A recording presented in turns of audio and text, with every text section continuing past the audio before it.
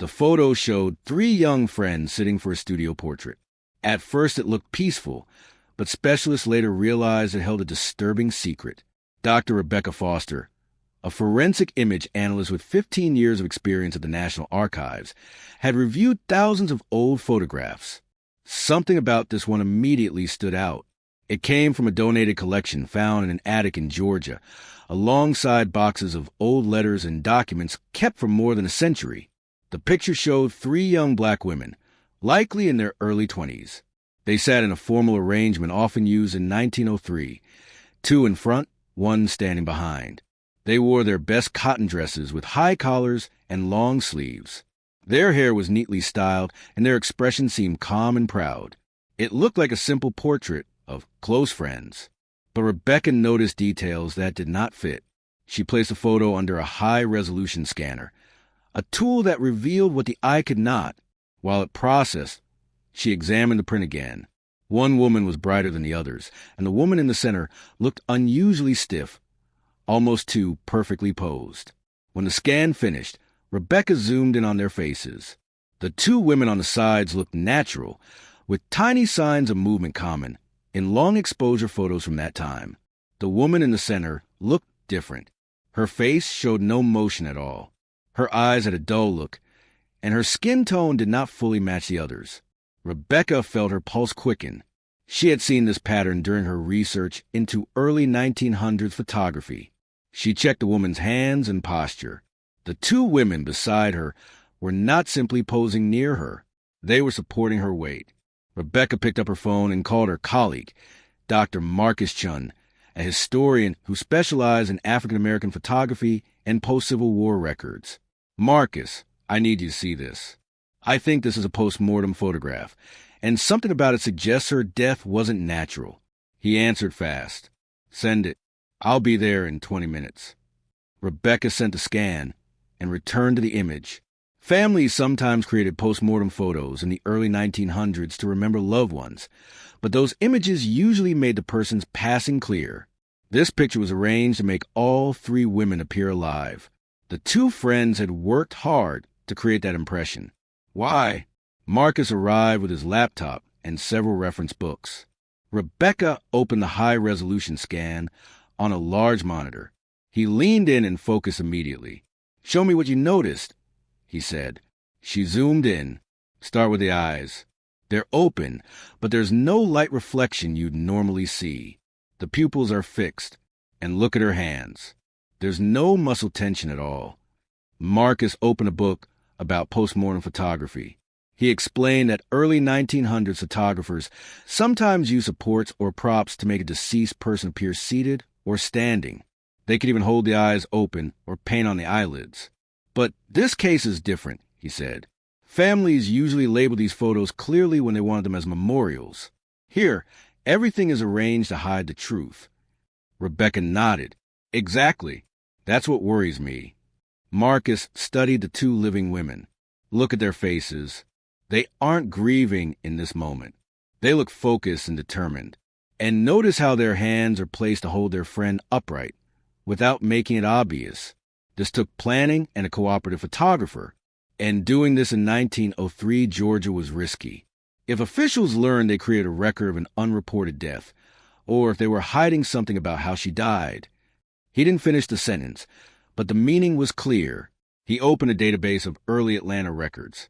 The era was dangerous. Violence against black residents was widespread, and deaths under suspicious conditions were often dismissed without investigation. If these two women took such risks, they must have had a strong reason. Rebecca enhanced another part of the photo. "There's more. Look at her neck." Marcus leaned closer. A faint mark appeared just above the dress collar. It was hard to see and could easily be mistaken for a shadow. But with careful scanning, it looked like bruising. "That looks like an injury," Marcus said. "Something hidden by clothing and the pose." "Exactly," Rebecca replied. Her friends knew what happened. They created this image as proof. It's evidence disguised as a simple portrait. They realized they needed to find out who these women were. The next morning, Marcus went to the Georgia State Archives to search through death records, newspapers, and city documents from 1903. Rebecca joined him later with printed scans that highlighted the injuries, posture, and background details that might help identify the photographer. The records were fragile and kept in climate-controlled rooms. The clerk, Mrs. Harrison, who had worked there for decades, warned them that many death records for black residents were incomplete or missing entirely. Many deaths went unreported or were only noted in church documents or black newspapers. She brought out ledgers from 1903, and Marcus and Rebecca searched for deaths of young black women that April. Many entries listed only vague causes like heart failure or accident. After hours of searching, Marcus found an entry that made him stop. It was dated April 15, 1903. The record described a young black woman around 22 years old named Clara, no last name given. The cause of death was listed as an accidental fall near Decatur Street. There are no notes, no witnesses, and no details. Just Clara, Rebecca said softly. No family, no real investigation. Mrs. Harrison explained that this was common. Many deaths were written off as accidents, even when the truth was unclear. Marcus photographed the certificate. The date and age matched, but they needed more information. Mrs. Harrison suggested checking black newspapers from that year.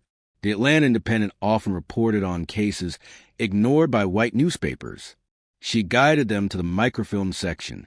Marcus loaded the April 1903 issues and scanned through them. The pages were filled with community announcements and local events. In the April 18th issue, he found a small article. It read, "Community mourns loss of young woman." It announced the passing of Clara Johnson, age 22, who died on April 15th. She worked as a seamstress and was active in local community efforts. She was survived by two close friends, Eunice Parker and Dorothy Williams. Rebecca pointed at the names. Those must be the two women in the photo. Marcus kept reading the article. It described Clara as a seamstress who helped with community uplift. He pointed out that this phrase was often used to hint at quiet organizing work, education efforts, or helping people navigate the harsh laws of the time. He searched through later newspaper issues and found another short item in the April 25th edition. It said people were questioning the official ruling on Clara's death. Several community members believed the investigation had been poor, and some witnesses said Clara had visible injuries even before the fall she was said to have died from. Rebecca felt her stomach tighten. Witnesses had seen marks on Clara before she died. That meant this was not an accident. It was an intentional act, and someone had covered it up. Marcus began looking for anything that mentioned Eunice Parker or Dorothy Williams, hoping to learn more about their connection to Clara. At the same time, Rebecca focused on figuring out where the photo was taken. She studied the painted studio backdrop, the chair, and the lighting. Different photography studios in the early 1900s had unique setups, and only a handful served black customers in Atlanta. After talking with a colleague who specialized in photo history, Rebecca identified the style as belonging to Thomas Bailey, one of the few black photographers working in Atlanta in 1903. His studio had been located on Auburn Avenue, the center of the city's black business district. Marcus found Bailey listed in a 1904 city directory. His advertisement read, "Thomas Bailey Photographer, Portraits, Family Groups, Memorial Photography, Discretion Assured." That final line caught Marcus' eye. It suggested Bailey was trusted with sensitive situations. They learned that Bailey's studio had closed in 1920, but his grandson, Ernest Bailey, still lived in Atlanta. Marcus called him that evening. Ernest was a retired postal worker in his 80s, surprised but interested.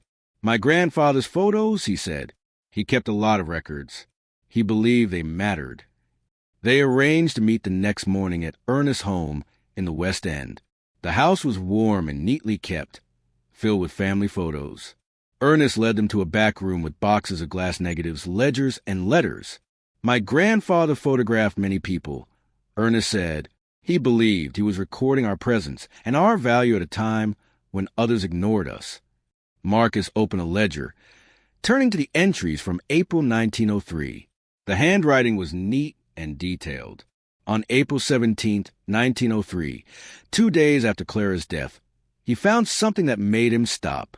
Portrait, 3 subjects, Eunice Parker, Dorothy Williams. Memorial for Clara Johnson. Special circumstances. Subjects request privacy. Paid in full. Rebecca read the lines slowly. It confirmed the session was meant as a memorial, even though the photo had been posed to hide that Clara was gone. Ernest looked at the entry, then at the photo. He grew quiet. My grandfather talked about photos like this. Sometimes families came to him after a suspicious death, a beating, or a killing that authorities refused to examine. They wanted evidence, but showing it openly was dangerous. So they created portraits that looked ordinary but held the truth inside them. Did he ever get in trouble for doing that? Marcus asked.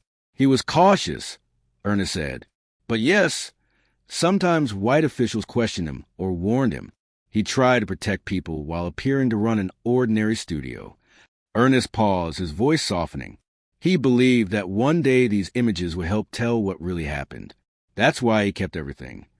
He pulled out an old letter written in 1903, tucked into the ledger. It was signed by Dorothy Williams. Marcus read it carefully while Rebecca stood beside him. The letter said that Clara had been taken from them through violence, even though the authorities called it an accident.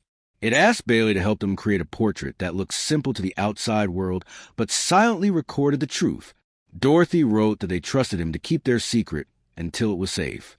The room went quiet. Ernest's eyes were wet. He told them his grandfather had kept the letter all his life, passing it down to the family. Each generation told to protect it. Rebecca took a breath. Ernest, do you know what happened to Dorothy and Eunice after this? Did they face trouble for making the photo? Ernest shook his head. I don't know everything, but many black women who tried to speak up faced punishment. Some lost work. Some had to leave town. Some were never heard from again. Marcus opened his laptop. We need to find out what happened to them. And we need to understand exactly what happened to Clara. Over the next week, he and Rebecca dug deeper. They found city records showing that Dorothy had been a teacher at a local school for black children and that Eunice worked at a laundry. Both lived in a boarding house for single women near Auburn Avenue. Church records showed that all three friends belonged to Friendship Baptist Church and were involved in a women's mutual aid society that helped members during emergencies or hardship. The breakthrough came from a July 1903 issue of the Atlanta Independent. A notice reported that Dorothy had moved to Philadelphia for new opportunities. Another article from September said Eunice had left for Chicago to lie with family. Both women had left Atlanta within months of Clara's death.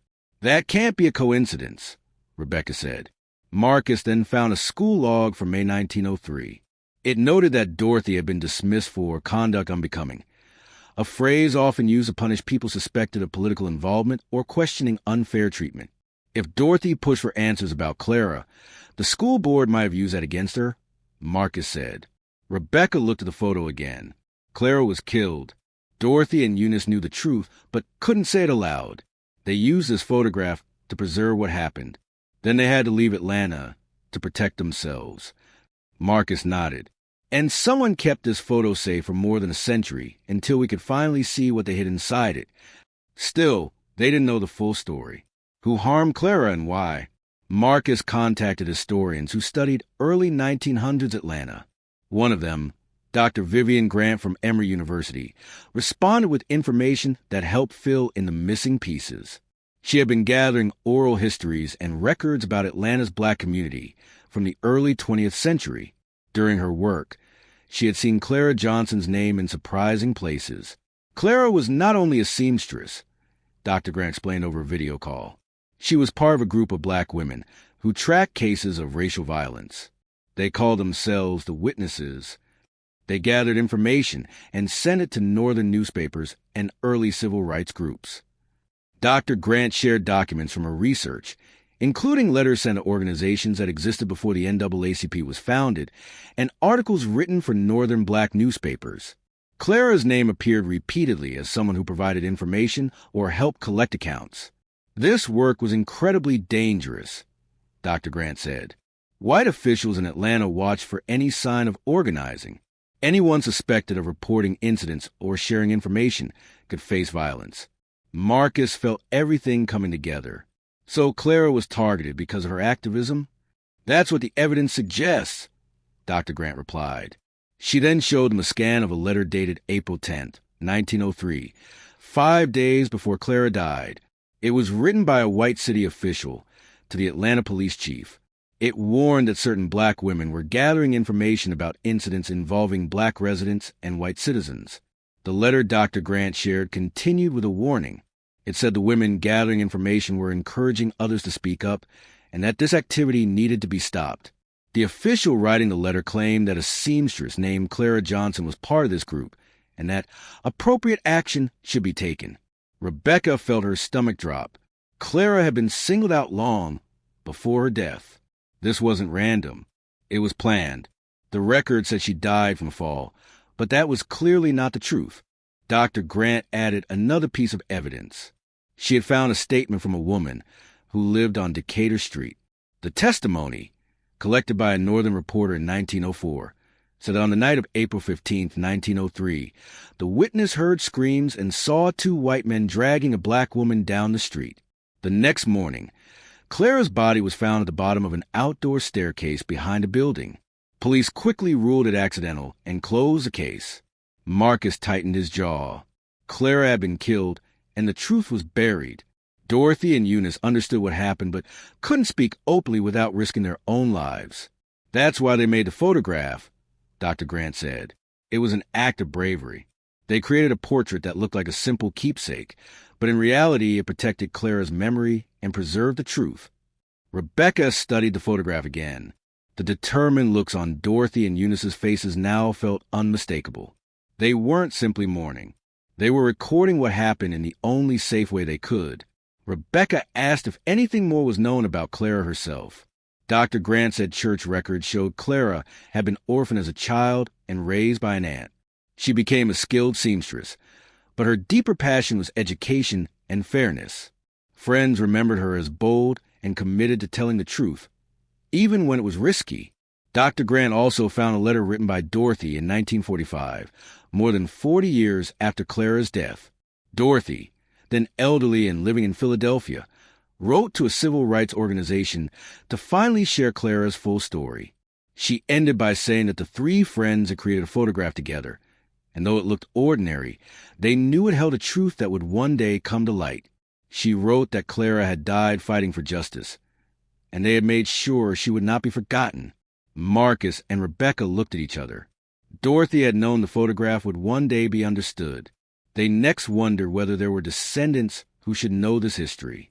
Clara had no clear family line, but Dorothy and Eunice had lived long lives after leaving Atlanta. If they had children or grandchildren, those families deserved to learn the full story behind the picture and the woman their ancestors honored so fiercely.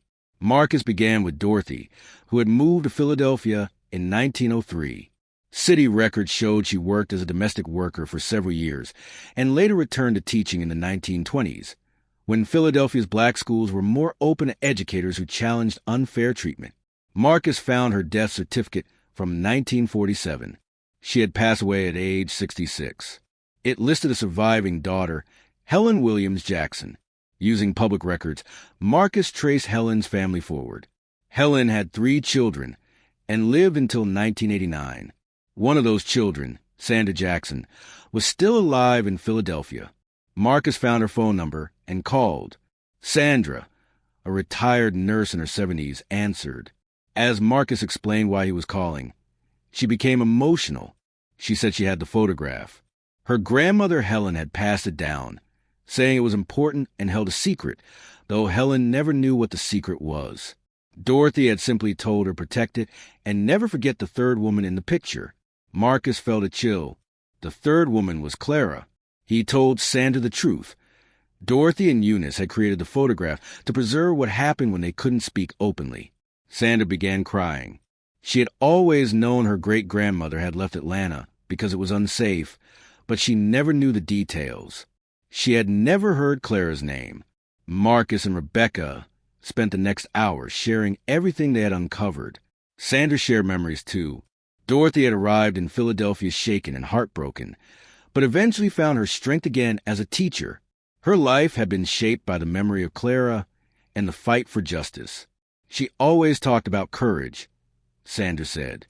Now I finally understand why. Marcus used similar research methods to trace Eunice Parker's family. Eunice had moved to Chicago, married, and had 2 children. Her great-granddaughter, Michelle Thompson, was a social worker in her 60s, living not far from where Eunice had spent most of her life. When Marcus contacted Michelle, she said she also had a copy of the photograph. Her great-grandmother had kept it close, calling it a picture of the bravest woman she had ever known. She had always said the world would understand someday. Within 2 weeks, Marcus and Rebecca arranged for Sandra, Michelle, and Ernest Bailey to meet in Atlanta.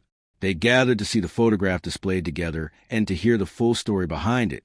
The meeting was held at the Auburn Avenue Research Library, an ideal place for this shared history to come together. The 3 descendants embraced as if they had known one another forever. It was an emotional moment. 6 months later, the story spread nationally after Marcus and Rebecca published their research in the Journal of African American History. Their article, titled Hidden Witness, a postmortem photograph as evidence of racial violence in 1903 Atlanta, carefully documented each step of the investigation. News outlets picked up the story quickly.